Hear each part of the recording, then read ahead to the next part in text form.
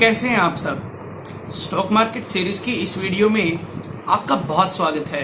देखिए, आज की ये वीडियो इस सीरीज़ की सबसे इम्पोर्टेंट वीडियो होने वाली है, क्योंकि आज की इस वीडियो में हम जानेंगे कि कैसे आपको किसी स्टॉक में इन्वेस्ट करना है या किसी स्टॉक में इन्वेस्ट करने से पहले आपको किन बातों का ध्यान रखना चाहिए। तो आज की ये वीडियो होगी स्टॉक एनालिसिस के ऊपर, तो प्लीज़ आप इस वीडियो को पूरा देखिएगा।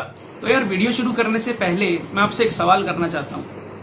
आप मुझे ये बताइए कि आप जब भी मार्केट में या किसी ऑनलाइन प्लेटफॉर्म पर कोई सामान खरीदते हैं, जैसे कि कोई मोबाइल, कपड़े या जूते, तो क्या आप उसे ऐसे ही खरीद लेते हैं? क्या आप उस पर कोई स्टडी या कोई एनालिसिस नहीं करते? बल्कि 5 रुपए का एक पेन खरीदने से पहले भी हम उसे 4-5 बार चला के देखते हैं कि वो चल रहा है या नहीं चल रहा। तो कहने का मतलब ये है कि चाहे चीज़ 5 रुपए की हो या 50,000 रुपए की हो, हम चीज़ों को बहुत एनालाइज करते हैं उसे खरीदने से पहले। तो ठीक ऐसा ही एटीट्यूड आपको स्टॉक मार्केट में भी दिखाना है, ताकि आप जो भी शेयर खरीदें वो आपको अच्छे रिटर्न्स ला कर दे। तो देखिए, अब हमने ये तो जान लिया कि किसी कंपनी या स्टॉक में इन्वेस्ट करने से पहले उसे एनालाइज करना ज़रूरी है, लेकिन अब बात आती है कि हम ये एनालिसिस करेंगे कैसे। तो किसी भी कंपनी या स्टॉक को एनालाइज करने के लिए हमारे पास 2 तरीके होते हैं। एक होता है फंडामेंटल एनालिसिस और दूसरा होता है टेक्निकल एनालिसिस। आज हम इस वीडियो में फंडामेंटल एनालिसिस के बारे में बात करने जा रहे हैं। तो फंडामेंटल एनालिसिस शुरू करने से पहले आप इस कंडीशन को समझिए।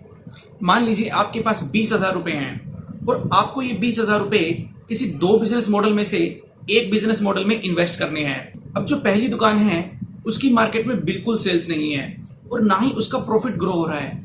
वहीं दूसरी दुकान जिसकी मार्केट में बहुत अच्छी सेल्स हैं, जिसका प्रॉफिट हर साल 10 या 12% बढ़ता रहा है और जिसके फ्यूचर में भी बहुत अच्छे प्रोजेक्ट्स हैं। अब आप इन दोनों दुकानों में से किसी दुकान के मालिक को नहीं जानते और ना आपने कभी उन दुकानों में से किसी एक दुकान को देखा है, तो आप अपने पैसे कौन सी दुकान में इन्वेस्ट करना चाहेंगे? क्या आप अपने पैसे उस दुकान में इन्वेस्ट करेंगे जिसकी कोई सेल्स नहीं है या जिसकी कोई प्रॉफिट ग्रोथ नहीं है, या उस दुकान में इन्वेस्ट करेंगे जिसकी लगातार सेल्स और प्रॉफिट दोनों बढ़ते जा रहे हैं? अब अगर आप एक समझदार इन्वेस्टर हैं तो डेफिनेटली आप दूसरी दुकान में इन्वेस्ट करना चाहेंगे जिसकी सेल्स और प्रॉफिट बढ़ रही है। तो अब आपको उस दूसरी दुकान पर यह ट्रस्ट हुआ कैसे कि आपके पैसे वहां इन्वेस्ट करने में सेफ हैं? ये हुआ उस दुकान की फंडामेंटल्स की वजह से। तो फंडामेंटल्स क्या होते हैं? देखिए, फंडामेंटल्स वो सब होते हैं जिनकी वजह से कंपनी चल रही है, जैसे कि उनकी सेल्स, उनकी मैनेजमेंट, उनके फ्यूचर प्रोजेक्ट्स, उनकी इन्वेस्टमेंट्स। इन सब चीज़ों को एनालाइज करना फंडामेंटल एनालिसिस कहलाता है। जैसे ही मैंने आपको वो दुकान वाला एग्जांपल दिया, आपके माइंड में एक ट्रस्ट पैदा हुआ कि जो दूसरी दुकान है उसकी सेल्स और प्रॉफिट दोनों अच्छे हैं, तो वहां पर आपका पैसा इन्वेस्ट करना अच्छा होगा। लेकिन फंडामेंटल्स में सिर्फ प्रॉफिट्स और सेल्स नहीं होती, बल्कि वो सब चीज़ें जो किसी कंपनी की ग्रोथ को अफेक्ट करती हैं, वो सब फंडामेंटल्स के अंदर आती हैं। देखिए, चाहे किसी भी तरह का बिजनेस हो, चाहे किसी भी तरह की कंपनी हो, वो आपको अच्छे रिटर्न्स तभी देगी जब वो फ्यूचर में ग्रो करेगी। और वो सारी चीज़ें जो उस कंपनी की ग्रोथ को रोक सकती हैं और बढ़ा सकती हैं, इन सभी चीज़ों की स्टडी करना ही फंडामेंटल एनालिसिस है।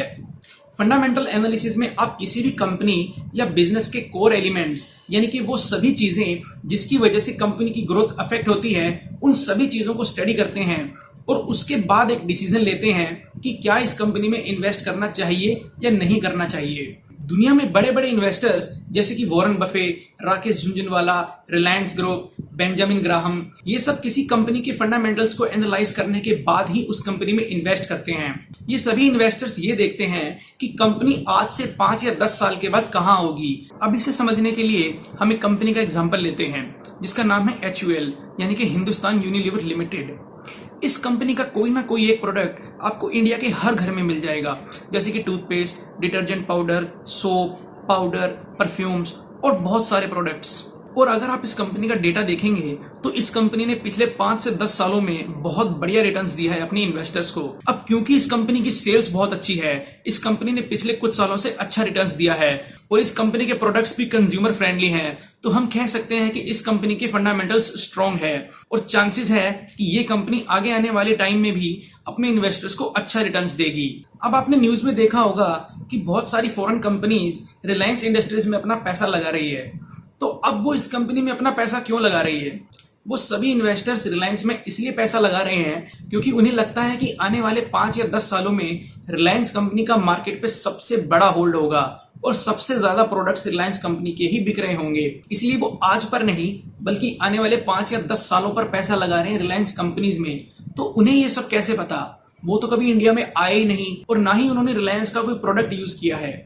ये उन्हें पता चला है कंपनी के फंडामेंटल्स से। अब कंपनी के फंडामेंटल्स को एनालाइज करने के लिए आपके पास बहुत सारा डेटा है, जैसे कि कंपनी की बैलेंस शीट, उसकी प्रॉफिट एंड लॉस स्टेटमेंट, उसने कहाँ इन्वेस्टमेंट की है, उसके फ्यूचर प्रोडक्ट्स क्या हैं, उसकी एनुअल रिपोर्ट में क्या लिखा है, उसकी कैश फ्लो स्टेटमेंट और वो सभी ऐसे फैक्टर जो उस कंपनी से डायरेक्टली और इनडायरेक्टली जुड़े हैं। यहाँ तक कि आपके कंपटीटर्स क्या कर रहे हैं, उनका शेयर कितने भाव पर चल रहा है, उनके फ्यूचर प्रोजेक्ट्स क्या हैं, ये सब भी फंडामेंटल एनालिसिस में कवर होता है। साथ ही इन्वेस्टर्स देखते हैं कि कंपनी के ऊपर डेट कितना है, कंपनी ने कितना पैसा इक्विटी से उठाया है और कंपनी ने कितना पैसा लोन के रूप में लिया है। ये सभी चीजें टाइम टू टाइम एनालाइज करने के बाद ही एक समझदार इन्वेस्टर उस कंपनी में अपने पैसे डालता है। तो ये था किसी कंपनी के फंडामेंटल एनालिसिस का एक ओवरव्यू। आगे आने वाली वीडियोस में मैं आपको लाइव दिखाऊंगा कि किस तरह से आप किसी कंपनी के फंडामेंटल्स को एनालाइज कर सकते हैं। तो आशा करता हूं कि आपको फंडामेंटल एनालिसिस के बारे में कुछ जानकारी जरूर मिली होगी। आज के लिए बस इतना ही। धन्यवाद।